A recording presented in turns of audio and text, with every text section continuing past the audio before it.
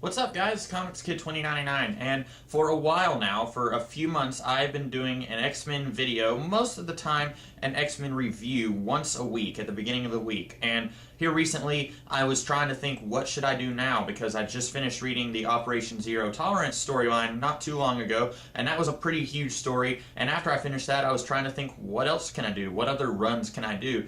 And I ultimately decided on one that was happening around the same time as Grant Morrison's run on New X-Men, which, as you know, I've already reviewed Morrison's run, and so I was thinking, well, since I've already covered that run, I can go ahead and cover some of the other comics that were going on around that time. And so I've decided I'm going to go ahead and review Chuck Austin's run on Uncanny X-Men, and today I'll be talking about Volume 1, which is called Hope.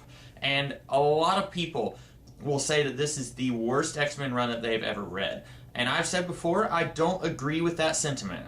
This is really bad stuff. Chuck Austin's run is really bad. I don't think it's the worst that the X-Men has ever been. I would say around the same time, Peter Milligan's run on Adjectiveless X-Men was probably worse than this, but I mean, they were both pretty neck and neck.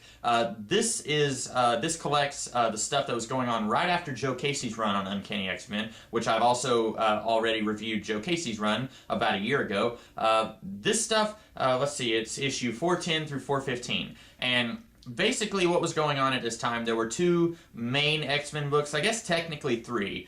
There was Uncanny X-Men, which was kind of meant to be the field team that was associated with the school. And then there was New X-Men, which was kind of meant to be the staff that stayed at the school. And then there was Extreme X-Men, which was meant to be all the other mutants who weren't in either of those two books, and they were not affiliated with the school. They kind of sort of had a falling out with some of the people at the school, so they kind of went and did their own thing. But mainly there were two X-Men books, and since Grant Morrison had already been doing New X-Men for a while, he already kind of had his pick of the characters that he wanted to use, and so this series is kind of picking up with the characters that Joe Casey was using in his run, and also the characters that Grant Morrison wasn't interested in. So you have Nightcrawler, Iceman, Angel, and then you've got a couple of other characters who are kind of new to the book, like Stacy X. She was introduced in Joe Casey's run, and then this volume brings Juggernaut into the fold, and also Northstar. And so basically, this whole first volume is Chuck Austin kind of trying to find his groove in this title. He's basically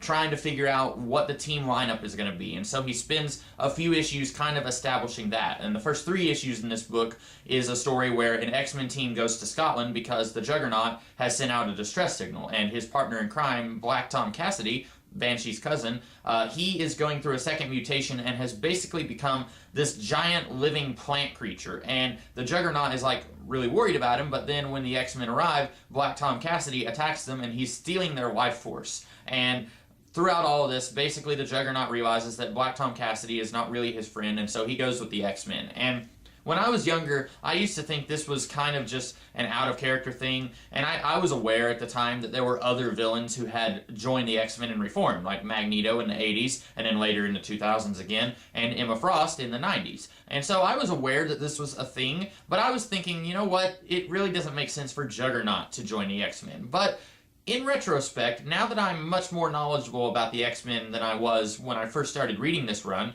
I would say it makes a little bit of sense. Juggernaut, at least when he was written by Chris Claremont in the 80s, Juggernaut was never really a super evil character. He was basically just a thug who liked to hit people. He wasn't this villainous, mustache-twirling bad guy who took pleasure in causing people pain. He just liked to hit things, basically. And there were several issues in Claremont's run in the 80s where the X-Men would fight him, and basically the situation wasn't really Juggernaut's fault. Like, there was one time he was going to the bank, and he wasn't going to rob the bank or anything. He was just going to the bank in a suit, and the X-Men saw him, and they got in a big fight with him. And then there was another time where he was at a bar, just hanging out, and Wolverine kind of sort of picks a fight with him to get Colossus to fight him. It's a long story. And there are all these different times where the X-Men kind of pick a fight with Juggernaut, and Juggernaut's like, hey, I didn't start this. And so it makes sense to me anyway now. It makes sense that Juggernaut might join the X-Men for a time. And surprisingly, this kind of lasted a little while. It lasted on up until after Chuck Austin left the series. Shortly after he left, Juggernaut, I guess, kind of decides to go back to being a bad guy. That was happening right around the time of Messiah Complex, I think, or maybe a little bit before Messiah Complex. There was a story I remember reading where he had held a whole bunch of people in a restaurant hostage, and he was basically asking all of them, should I be a bad guy or not? And so this change actually kind of lasted a little while past Chuck Austin's run. But basically, Chuck Austin he wants Juggernaut to be the new Wolverine, which is to say, the new character who doesn't get along with everybody, who's mean and nasty, but at the end of the day, kind of has a heart of gold and still has your back. And that's what he wants Juggernaut to be. The problem is, Stacy X was already on this team, and Stacy X was introduced by Joe Casey kind of to be the new Wolverine, the character that nobody really likes. She's mean and nasty, but at the end of the day, she has a heart of gold and she's got your back. Joe Casey kind of wanted Stacy X to be the new Wolverine, and the problem is Chuck Austin doesn't really care about Stacy X enough to keep her on the team. And she sticks around in this volume, but shortly into Chuck Austin's run, he basically just gets rid of her.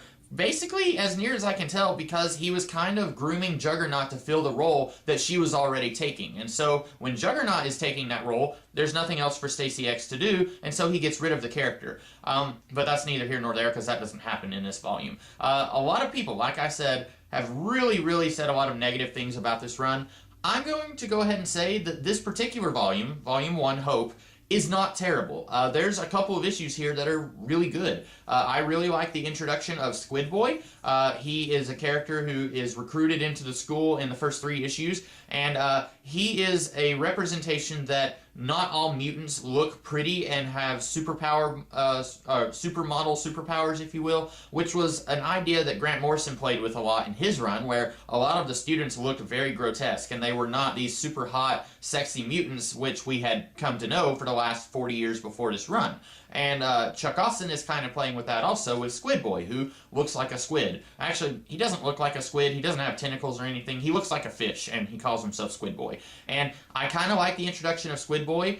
He doesn't really ever do a whole lot in this run. He's basically just kind of hanging around. He's an addition to the student body that Chuck Austin brings into the book, but he doesn't ever do anything for the story. He's kind of a plot catalyst for something that happens later on in this run, which I'll get to that whenever we get there, but he himself doesn't do anything as a character, which is fine.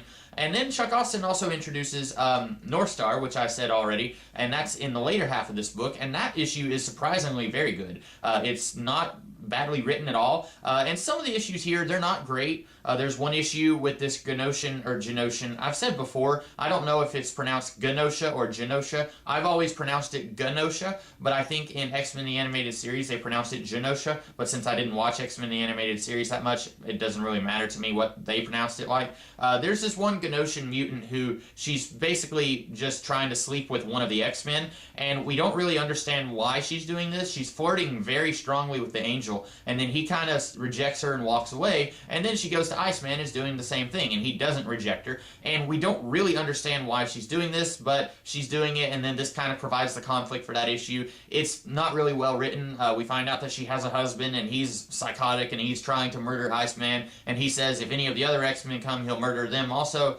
It's really kind of weird. There's also Annie Gazakanian, who is the school nurse who's introduced in this book. And we find out that Havoc is still alive. That's another character who Chuck Austin was kind of wanting to bring into this run. Havoc, before this run, had been stranded in an alternate reality in a comic book series called Mutant X. And I have never read a single issue of Mutant X, and I don't really know much of the circumstances surrounding that. But according to this, he was believed to be dead when he was defusing a bomb on an airplane. And I guess when he was defusing the bomb, he got stranded in another reality, and then somehow from that reality got stranded back here or got sent back to this world. I don't know. But he is comatose. He is not awake, and he was in this hospital for comatose people, John Does, if you will, and Annie had kind of fallen in love with him. Annie was this nurse who worked at this hospital, and then when the X-Men find out that Havoc is still alive, they take him back to the school, and then she says, hey, you're going to need someone to take care of him because you probably don't have anyone like that right now. And Annie is one of the less good parts of this run. She is in love with Alex for no real reason. And sure, there is such a thing as, I don't know what it's called right now, that disease where if you are helpless and then someone is taking care of you, gradually they come to care for you and they fall in love with you. It's a thing in psychology, and I cannot remember the name of it. So hypothetically, it's possible that if you've got this guy who's in a coma and you've got this woman and she's taking care of him and she slowly begins to have feelings for him. Sure, maybe that's a thing that happens in the real world, but it still feels very clunky. It does not feel organic at all. And then this is kind of going to be a linchpin in Chuck Austen's run on this book for the foreseeable future. This love story between Annie and Alex. And of course, in this book, he's still in a coma by the end. He doesn't come out of his coma just yet. But it's really not very well written. And when we get into this run later on, I will get more into that love story and why it just does not work. But here, at least, it feels a little better than what it does later on, because it's just Annie basically having schoolgirl feelings for this guy who's in a coma. And so that's not a big problem. And we find out that she doesn't like mutants. She says it about 7,000 times in one issue. And we find out at the end that her son Carter is actually a mutant. And that doesn't exactly work, because Carter acts like he's maybe 8 years old. He does not act like he's a teenager who's about to go into puberty. And so it's really weird that he's a mutant, but then he says things like mommy and daddy.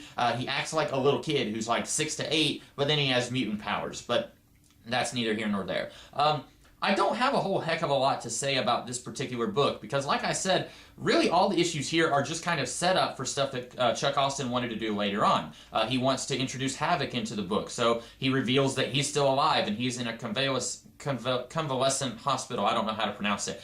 He's in a hospital, so he brings him into the book. And then he wants to add Northstar to the team, so he takes an issue to do that. And then he takes 3 issues to add Juggernaut to the team. Basically, he wants to kind of remold the team and kind of form it into a team that he's interested in writing, because the lineup that Joe Casey was working with was not a very big lineup. It was basically just Angel, Iceman, Nightcrawler, and Chamber. And then before this run even starts, Chuck Austen's already gotten rid of Chamber. So it's just those 3 guys, and then he wants to add some more mutants to kind of fill out the lineup. And so this whole volume is basically just set up for stuff that he wanted to do later. And it's not terrible. Like I said, there's some good stuff here. I personally kind of liked the way that Juggernaut was brought into the book. I like Squid Boy okay. I like the issue where Northstar joins the team. The rest of the issues, they're alright. They're not great, but they're not absolutely mind-bendingly terrible. The issue where Annie first comes to the school, that's an okay issue. It's a little heavy-handed, but it's not the worst thing in the world. There's also the issue I mentioned where that Ganosian mutant is trying to sleep with every X-Man at the school. That's an okay issue. Again, not great, but not terrible.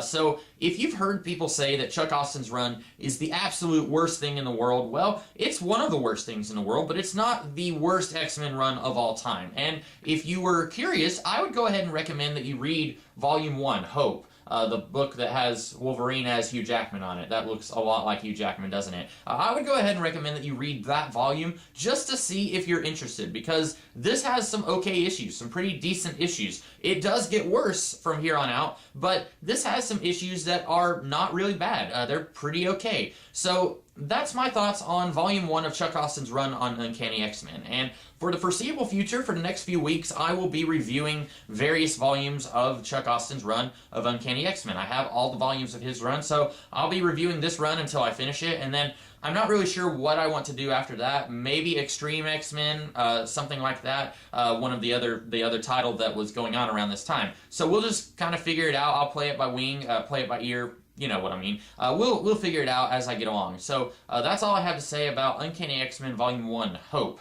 I will see you guys later this week with some other kinds of videos. So if you liked this video, be sure to like, share, comment, and subscribe. In the meantime, have a great rest of the day. Catch you later.